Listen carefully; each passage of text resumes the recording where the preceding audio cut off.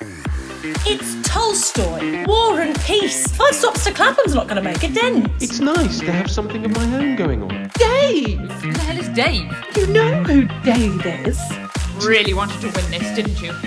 Didn't you? This is the Scene Podcast by Get Over It Productions.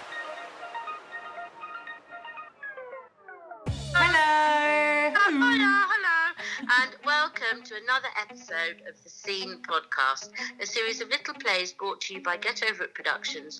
Twice a year we produce a festival of short pieces of new writing at our local Fringe Theatre in West London, and the Scene Podcast is our latest lockdown initiative to give those little plays a bit of life beyond the stage. I'm Paula. I'm Valencia. And I'm Sassy. And just to clarify, Paula does not smoke 60 a day. That's not what that husky voice is all about. She is a voice on the telephone because as we continue to observe lockdown rules, this was the only way the three of us could record this introduction together. Each week we'll release a tiny little play, or a pod play as we're affectionately calling them, which you'll be able to find on iTunes, Spotify or Get Over Productions YouTube channel. Please do all the followy, subscribey type behaviour to make sure that you never ever miss an episode. Also, please, times infinity, leave us a review and any feedback you'd like us to hear so that we can just, keep on improving and getting better and better. So, drum roll please. This episode is called Relative Values, written by the utterly fabulous Viv Young. On a dark and stormy evening after their father's recent death, two sisters suspiciously await the arrival of a long-lost relative, wondering what implications this might have on the status of their inheritance. Ooh, that sounds so moody and Agatha Christie. Thank you. Well, when the stranger arrives, they listen with a keen but guarded ear as secrets from their family history unfurl before them. Ooh, that was good too. As their collective past comes into focus, what will all this mean for their shared future? Well, now that sounds something I want to listen to. I think we did it justice. So here it is, Relative Values by Viv Young.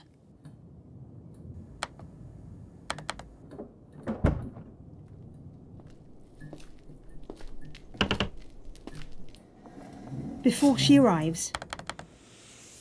What's this? It's a spreadsheet. I thought you were the family's entrepreneur, Alison. I do artisan jewellery, not spreadsheets. Only you would do a spreadsheet on Dad's death. Alright, so these figures show... That's the total estate value, and the probate valuation of the house is... How much? Is that all? God, sleep with a surveyor, did you? I've arranged to withdraw a lump sum from what's left of my pension pot. So with my half of the estate as well... You can buy my share of this place. When will it go through? For goodness sake, Alison, he's hardly cold in his grave. He was cremated. The solicitor says it should take no more than 3 months. 3 months? Oh, Christ, Rose. The business needs money now. Perhaps the bank can tide you over. They do a nice line in umbrellas when the sun's shining. Dad might have suggested you invest in a raincoat. Christ, you're so like him. Water of a duck's back. Other people's misery. Can't you just let me have the money now? I mean, you can't trust me. We're family. I've explained this so many times. Don't talk to me like I'm Dad. Force of habit. 6 years I cared for him. On my own. Because you were living here, rent-free. Because I never married, never had the chance. Oh, here we go. And I'm the oldest, and... You're getting to keep the house, which is what you've always wanted. Whereas I could lose everything. God. Oh.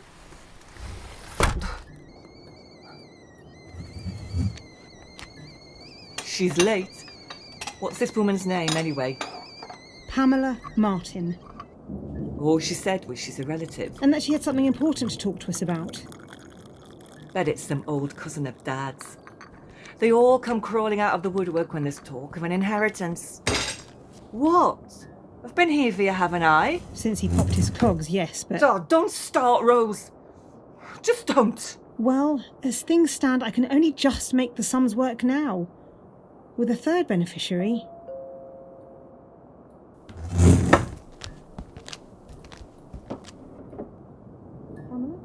Rosemary.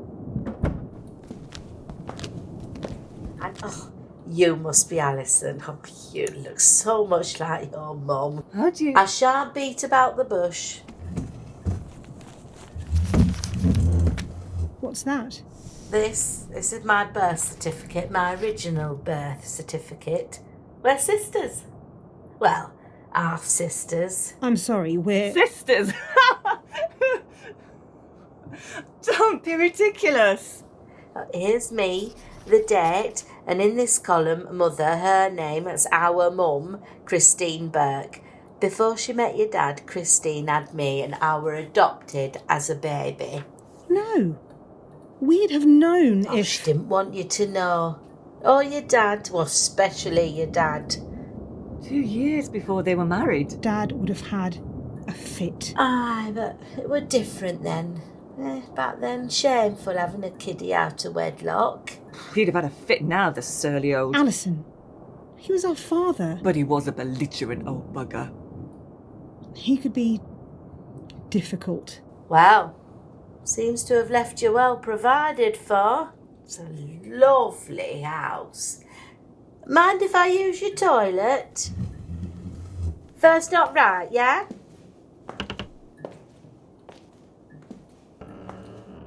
I can't believe Mum would have done that. If she did that. Always told me to save myself for the one, like she did.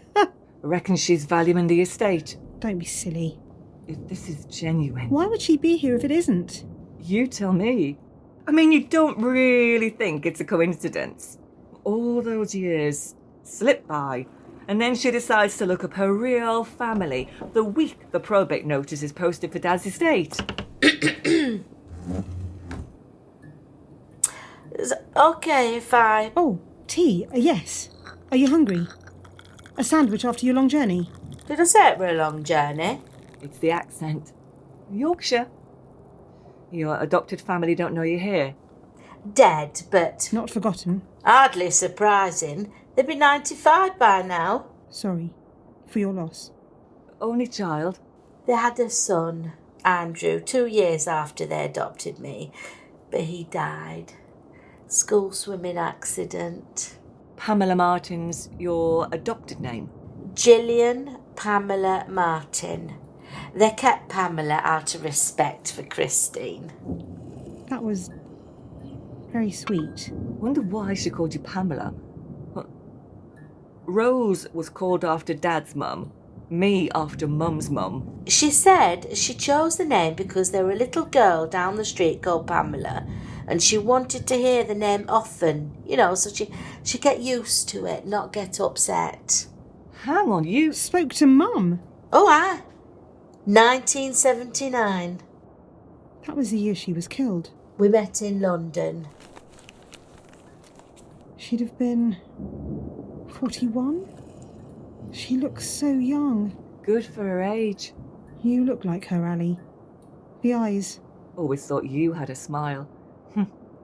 She doesn't look too happy here. Well, it must have been a shock for her. For both of you. You always knew you were adopted? They used to say I were extra special. I've been chosen by them. Oh, that's sweet. Things change. If they could have chosen to keep Andy and not me. Oh, I'm sure that's not true. I know what I heard. Oh, but it's nae bother. They brought me up tough. How'd you find Mum? Well, I was going out with this fella from social services. And? How did it go? I dumped him as soon as I got her address. She means with Mum? When you met? She wanted now to do with me. Handed me 20 quid and said I was not to be a part of her life. Mum wouldn't. She was kind and... She was a tigress protecting her own. I didn't blame her. 20 quid wasn't much though, was it? Not for all those years you'd spent wondering, hoping for... Alison! It's true though. You were expecting more from her. Well, I didn't know what I was expecting. 50. 100. A few thousand. I wasn't expecting anything, least of all money. But I would have liked to have kept in touch and send her pictures of Maybe I will have that sandwich now. And what else, eh? I've some nice homemade fruitcake or... Over 40 years, and you've come all this way for tea and cake? Blood's thicker than water, so they say. Right. Family values. Or is it the value of your family? Look, Pamela, we feel deeply sad for you being rejected and so on, but what Alison is trying to say is... You're not getting a penny from us. We're not wealthy people, and I can only just about scrape together enough to keep this house. My family home. So if we're expecting money from the estate... Why would you think I'm on the make? Well, why wouldn't we? Well, the apple don't fall far from the tree, eh? She made me promise never to contact her or either of you while he was still alive. Then for the last time, why are you here? What do you want? Oh, yeah. Look at this. Look at that. A fish and chips menu. That's right. I started with just the one chip shop, and now I franchise them all over the northeast. Not as posh as your jeweller shops, Alison, man, but I'm guessing a bit more profitable.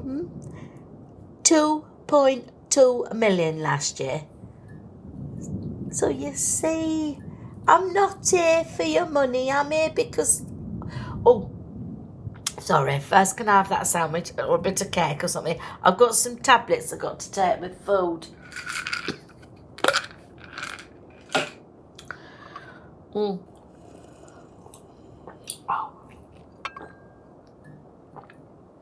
I mean, it's only money, isn't it? And we all know money can't buy you happiness, right? Still, a bit of extra cash would make life so much nicer, so much easier, eh? Well, the real reason I broke my promise to Christine was to give you both something I hope that will change your lives for the better. We should put all this behind us. Start afresh. I'm here because I've got stage 4 cancer. Oh my gosh. But no, I don't want your sympathy. I want you to know because it's breast cancer and I've inherited the BRCA gene from our mum. Yes, and you both could have too, eh? So I suggest you go to doctors, get yourselves tested as soon as possible. How long do you... Who knows? A couple of weeks, a month. There's an hospice with a nice bed waiting for me. And for my bequest. Bye-bye then. And good luck.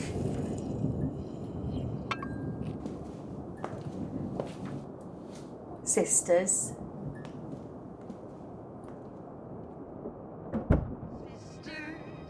Sisters, there were never such devoted sisters. Relative Values by Viv Young was produced by Get Over It Productions with sound design by the endlessly giving Janno Media. In this episode, Alison was played by Jillian Aitkin, Rosemary by Cindy Evans and Pamela by Paula Benson. It was directed by Deanna Arthur. Thank you very much for listening to the Scene podcast by Get Over It Productions. You know, I'm forever grateful for Get Over It Productions for letting me be part of the company. I'm still, to this day, always trying to impress them, and they are always keen to hear my stories of, you know, the past glorious roles I've taken on. That's great. That wasn't even an hour. No, yeah. Thank you very much for listening.